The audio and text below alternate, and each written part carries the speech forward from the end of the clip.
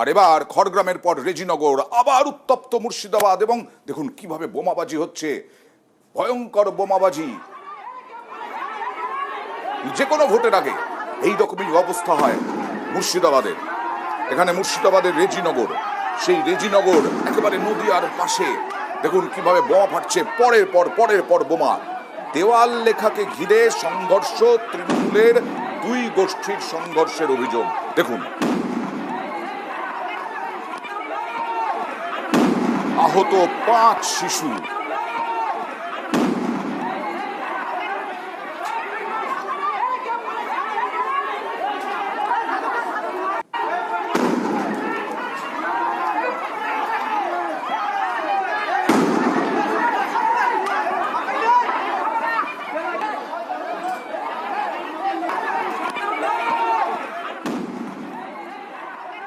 আজকেও দেয়াল লিখছিল, টিএমসি দেয়াল লিখছে আমরা, আর ওরা তৃণমূলের মেম্বার, কিন্তু তৃণমূলের দেয়াল লিখছিল। ওরা হচ্ছে আতাপুরের লোক। আতাপুরটা কে? আমাদের এই নগরে যে আগে ব্লক সভাপতি ছিল, দেয়াল লিখতে দিয়েছে না। ইউসুফ পাঠানের যে দেয়াল, ওদের তৃণমূল গেছে, তাহলে ইউসুফ পাঠান ভোটটা দিতে হবে ওকে, কাকে দেবো ভোটটা? ও তৃণমূলের আবার দেয়াল লিখতে দিয়েছে যে আমার বাড়ি থেকে বোম। তোমরাও তৃণমূল করো? হ্যাঁ, ওরাও তৃণমূল করে।